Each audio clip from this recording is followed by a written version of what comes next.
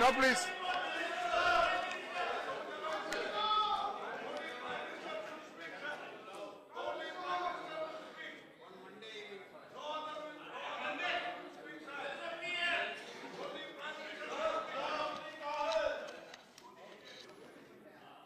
Mr. Deputy Chairman, sir. No, please. No, listen. No, please sit down.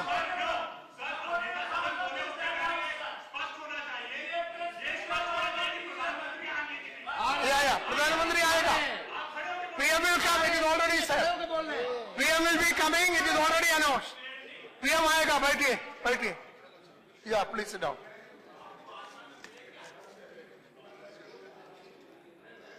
माननीय उपसभापति जी, राष्ट्रपति अभिभाषण पे 3 दिन से चर्चा चल रही है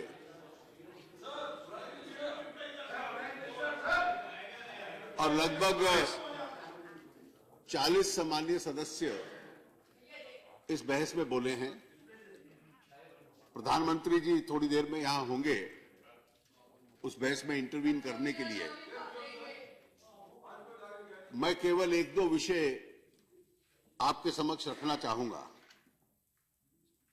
आजाद साहब ने बहस शुरू की थी जम्मू कश्मीर से लेकर डीमोनेटाइजेशन तक,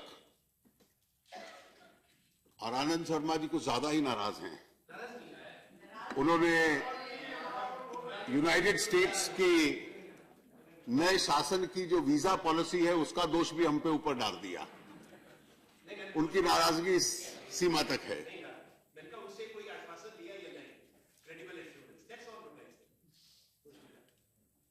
लेकिन डीमोनेटाइजेशन के संबंध में जो पिछले आधे पौने घंटे से उन्होंने अपने विचार रखे, उसमें खेद इस बात का है कि कैश करेंसी के गुण क्या हैं, लगभग उस दिशा में वो भटकते हुए नजर आए। इस देश में सब कुछ कैश के माध्यम से होता है। इस देश में डिजिटाइजेशन होना बड़ा कठिन है। इस देश में बैंक्स की ब्रांचेस नहीं हैं। इसलिए जो यथास्थिति है वो इस देश के अंदर चलती रहे।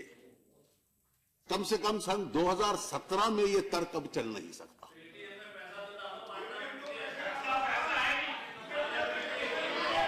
अध्यक्ष जी, please listen, please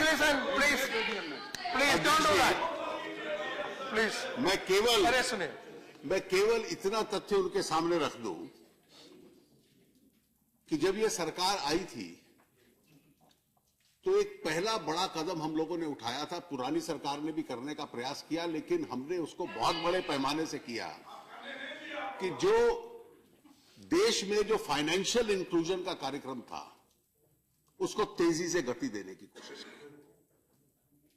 Jan Dhan accounts ये लगभग उस जनसंख्या के थे जो आज तक बैंक तक पहुंचे नहीं थे, और धीरे धीरे उसको बढ़ाते हुए और पूरे विश्व में उसकी चर्चा हुई कि आज वो संख्या 27 करोड़ तक पहुंच चुकी है।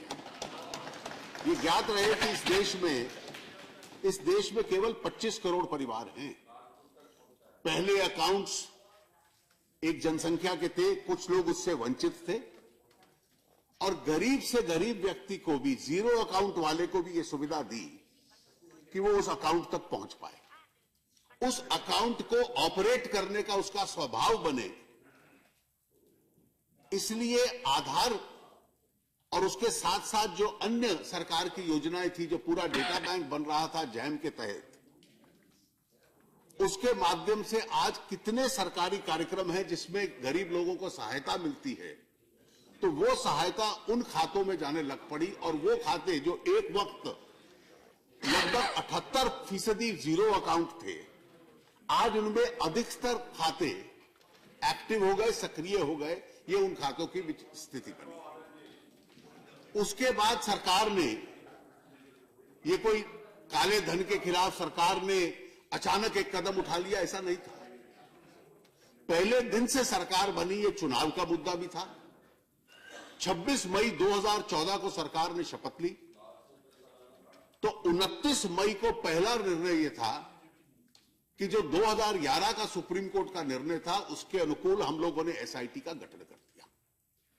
एसआईटी का गठन करने के बाद एक से एक जो कदम सरकार ने उठाया, एक तरफ अगर जनधन अकाउंट्स थे तो दूसरी तरफ सरकार की नीति ये थी, हम लोगों ने जितनी विदेशों से सहायता मिल सकती थी उनके साथ समझौते हो सकते थे। अमेरिका के साथ फटका का समझौता हुआ, स्विट्जरलैंड के साथ समझौता हुआ। G20 में प्रधानमंत्री ने यह इनिशिएटिव लिया कि जिन लोगों के विदेशों के अंदर अपने साधन या खाते किसी ने कोई एसेट्स रखे हुए हैं कि उनके संबंध में अंतर्राष्ट्रीय सहयोग उसको एक तरीके से बढ़ाया जाए। और आज हम उस दिशा के अंदर चल रहे हैं कि कोई व्यक्ति अगर गैर कानूनी तरीके से विदेश के अंदर खर्चा करता है या कोई एसेट रखता है अपना, तो उसकी जानकारी एक दूसरे देश को, हिंदुस्तान को भी उसमें मिल जाएगी। जो मामले HSBC के माध्यम से या लिंचनस्टाइन के माध्यम से आए, एक एक की इन्वेस्टिगेशन सरकार ने समाप्त की, असेसमेंट ऑर्डर्स किए और जहां जहां संभव था उन लोगों के खिलाफ क्रिमिनल केसेस रजिस्टर किए। सरकार ने आरंभ में एक बहुत कड़ा कानून, जिसका सभी वर्गों ने समर्थन किया, कि जिन लोगों का विदेश में साधन था या धन था, कोई अकाउंट था, उनको एक मौका दिया उसको डिक्लेयर करने के लिए एक हायर रेट ऑफ टैक्सेशन पे, और उसमें 10 साल तक की सजा का प्रावधान सरकार ने किया। 1996 से लेकर ऐसे जो अंतर्राष्ट्रीय समझौते हमारे हुए थे, जिनको हम डबल टैक्सेशन अवॉइडेंस ट्रीटी कहते हैं, लेकिन कुछ देशों के साथ इस प्रकार के थे कि भारत में उसके ऊपर कैपिटल गेन्स टैक्स लगता नहीं था, और जिस देश के साथ समझौता था वहां वो टैक्स था नहीं। मॉरिशस का था, साइप्रस का था, सिंगापुर का था। और ये बार बार एक विषय इस देश के अंदर सार्वजनिक चर्चा में आता था कि घूमकर भारत का पैसा बाहर जाता था और राउंड ट्रिपिंग होकर घूमकर उसी रास्ते से वापस आता था। ना इस देश के अंदर टैक्स होता था और उस देश के अंदर तो टैक्स मुक्त था। उन सभी समझौतों को पुनः विचार किया जाए, यह 1996 से 20 साल से विषय चल रहा था। और 2016 एक ऐसा वर्ष था जिसमें मॉरिशस, उसके बाद साइप्रस, और साइप्रस के पश्चात उसके बाद अभी दिसंबर के महीने में सिंगापुर का भी हम लोगों ने समझौता उसको रिविजिट किया, और जो उसके प्रावधान थे धीरे धीरे उनको एक तरह से पुनर्लेखन उन प्रावधानों का हम लोगों ने किया है। देश के अंदर जो काला धन था उसके लिए एक बहुत सफल आईडीएस स्कीम सरकार ने खोली, जिसमें लोगों ने अपने डिस्क्लोजर्स किए। उसके बाद जो बेनामी कानून था 1988 में बना था, इनइफेक्टिव कानून था। कानून मंत्रालय की यह राय चली आ रही थी कि यह कानून ऐसा है कि इसके तहत नियम बन नहीं सकते, रूल्स बन नहीं सकते, और इसको कार्यान्वित किया नहीं जा सकता। It can't be made operative. तो 1988 से लेकर 2016 तक कानून संसद का बना हुआ था, लेकिन वो इनऑपरेटिव था। 2014-15 में उसका एक संशोधन बनाया उस कानून का, संसद में उसको पारित कराया, और 2016 से उसको हम लोगों ने फिर ऑपरेटिव कराया। तो अगर इन सभी कार्रवाइयों को एक कड़ी के अंदर देखा जाए तो ये वो सरकार है जो पहले दिन से इस देश के अंदर जो काले धन की जो एक परंपरा और एक जीवन शैली का एक अंग बन चुका था, उसको समाप्त करने का हम लोग प्रयास करते रहे। सर बिल्कुल सही बात कह रहे हैं सर, जहां तक ये डबल टैक्सेशन अवॉइडेंस ट्रीटी के बारे में। लेकिन सर ये लागू हुआ था जब पहली जो बीजेपी की सरकार थी उस समय हमारी आपत्ति थी कि यही होने वाला। डबल टैक्सेशन का मतलब है कि दो देशों में वो टैक्स हो और एक ही आदमी या एक ही कॉर्पोरेट दोनों देश में वो टैक्स ना दे, माने डबल ना दे, तो एक में उसको नहीं। अब मॉरिशस जैसे स्टेट में कैपिटल गेन्स टैक्स है ही नहीं, तो आप यहां पर भी उसको ना देने की अनुमति दे रहे हो। तो ये बात जो है ना, इसको भी स्वीकार कर लीजिए, पहले गलती हो गई, इसको सुधार रहे हैं। नहीं, पहले बीजेपी की सरकार जो गलती की उसको सुधार रहे हैं। आप कुछ हद तक ठीक कह रहे हैं, लेकिन उसमें एक बात शायद चेक कर ले, मैं भी चेक कर लूंगा। मॉरिशस का कोई एग्रीमेंट पिछली एनडीए सरकार के दौरान नहीं हुआ था, उससे कहीं पुराना है, कहीं पुराना है। 1900, तो it's an old legislation, it's an old legislation, और 1996 से उसका रिव्यू चल रहा है। So it's a legislation which is prior to 1996, और इसलिए वो पिछली एनडीए सरकार में हुआ, ये तथ्य आप इसको करेक्ट कर लीजिए। बाकी जो आपने तर्क दिया वो तर्क सही था। वो तर्क इसलिए सही था कि डबल टैक्सेशन अवॉइडेंस ट्रीटी का अर्थ यह है कि एक स्थान पे टैक्स दो, भारत में नहीं देना तो विदेश के अंदर दो, विदेश में वो टैक्स था नहीं, और इसलिए ये टैक्स फ्री इन्वेस्टमेंट हो जाती थी, और इसलिए इसका एक लालच रहता था, एक टेम्पटेशन रहती थी कि यहां से घूमकर राउंड ट्रिपिंग होकर यहां का ब्लैक मनी बाहर जाए और घूमकर देश के अंदर वापस आ जाए। मैं केवल इतना कहने का प्रयास कर रहा था कि आपने भी, मैंने शरद जी से भी सुना कि मॉरिशस को रीराइट करो, ये एक रास्ता ब्लैक मनी का है, ये इस देश के अंदर 20 साल से चल रहा था। सन 2016 वो ऐतिहासिक वर्ष था जिसमें मॉरिशस, साइप्रस और सिंगापुर, इन तीनों एग्रीमेंट्स को रीराइट किया गया। तो इसलिए सरकार ने एक के बाद एक जो कदम उठाया था वो उस काले धन को रोकने के लिए उठाया। और डीमोनेटाइजेशन के कई कारण हो सकते हैं, लेकिन आप एक इस व्यवस्था को समझ लीजिए आनंद जी, कि कैश की अधिकतर इकोनॉमी होना यह बहुत गुण नहीं है किसी देश के लिए। It's no credit to any economy that you predominantly deal in cash, because cash has a lot of vices. Cash, in fact, your own report, the white paper that you placed in 2012, itself mentioned that a cash is a facilitator of a lot of economic vices as far as the economy is concerned.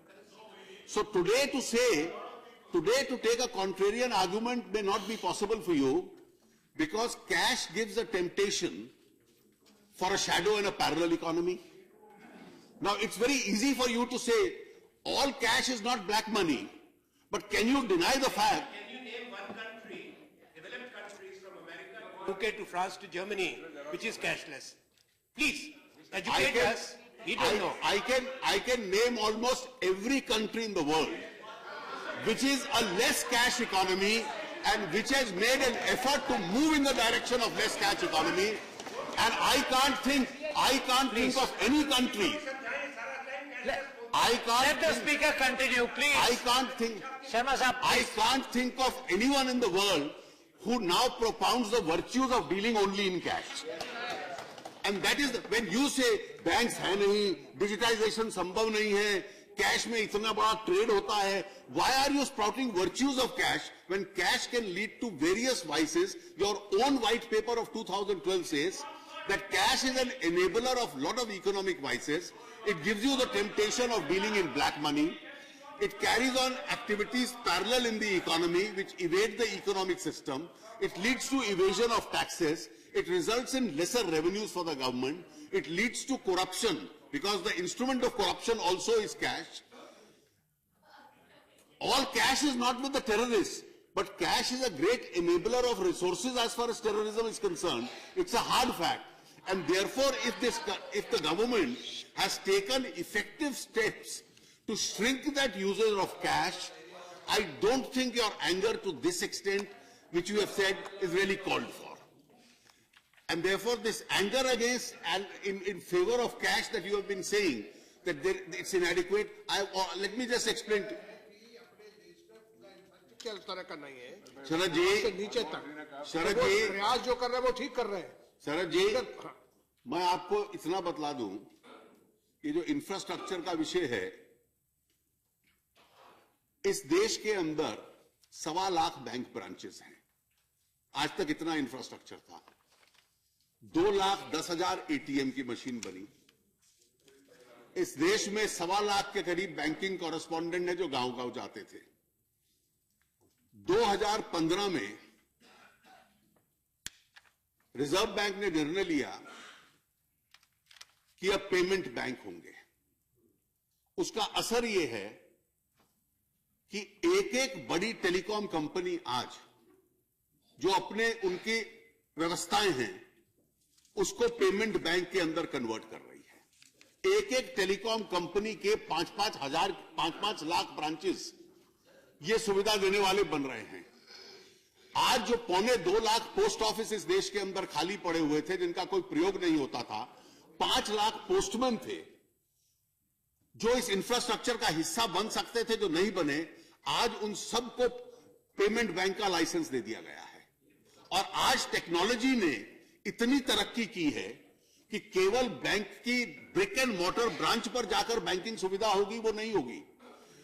और जो सीताराम येचुरी जी जब पिछले सत्र में बहस चल रही थी तो आपको मेरी याद आ गई और आपने कहा कि गरीब आदमी क्रेडिट कार्ड से कैसे इस्तेमाल करेगा।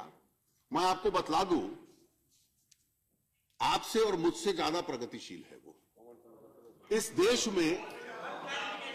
Let me just complete.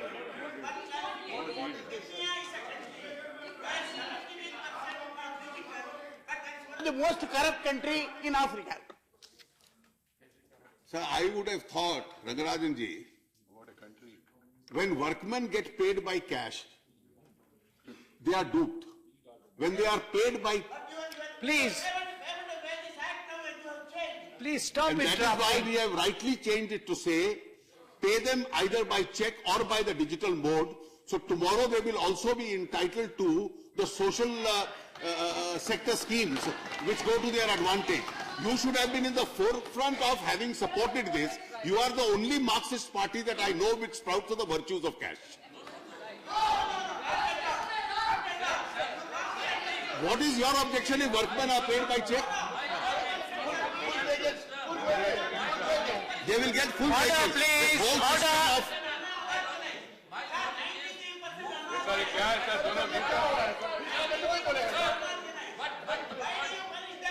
The whole system of mode is not made available to most of the countrymen. Such a movement is going to cause chaos like it is doing now. Number one. Number two, digital transactions have an extra cost.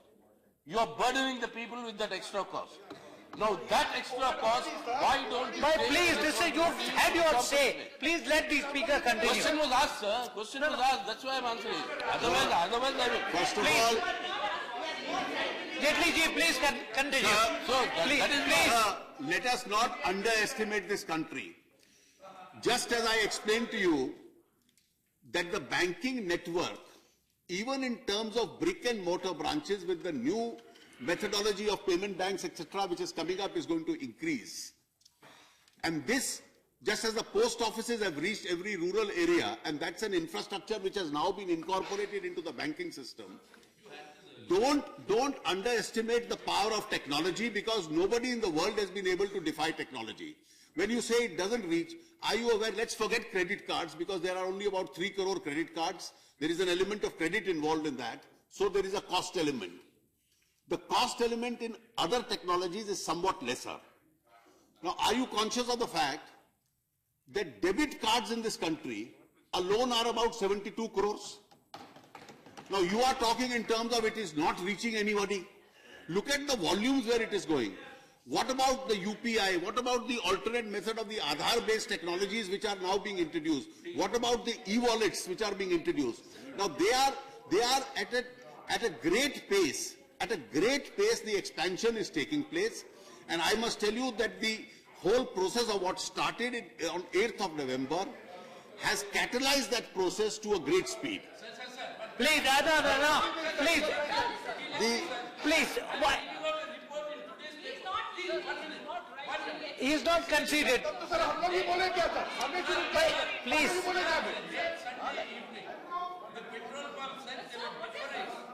They were deferring to accept debit and credit card payments beginning today. That is January 9. Dealers were protesting the levy of merchant discount rate by banks on credit card and debit card transactions. All right, that's enough. That's enough. So, Sir, please. Please. No. My misfortune. Yachuri ji, please. Please. Don't give unnecessarily things to Geo and Paytm. My misfortune. Please. Our misfortune is, You understand the reality? Yachuri ji, our misfortune is that not only ideas, your information is also obsolete. Yes, yes, and I'll tell you what newspaper you are reading. The newspaper that you are reading is, on the 9th of January, the petrol pump dealer said, we will not absorb these charges. And therefore, on the 10th of January, the oil company said, we will absorb these charges, and therefore what you are reading is absolutely optional. Okay, all right. We are now Order, separate. please. This issue has already been sorted out. The oil companies are absorbing these charges. This has already been decided. Sit down, please sit down. Sir. Don't interrupt. Don't interrupt. Sir, it is... Please, Yechuriji, please. No, you can't. This is not an argument. Please sit down. Please. The please oil sit down. company, and therefore, yesterday in an answer to a question in this Honorable House, I had said so, wherever government bodies are involved, they have already decided to absorb those charges. And therefore, this is a methodology by which you are switching over to various non-cash methods. And in fact, there are challenges, there are difficulties. But don't find fault with that system and don't start singing virtues of cash, because cash has a bit too many vices. That's all I had to say as an intervention, sir. Thank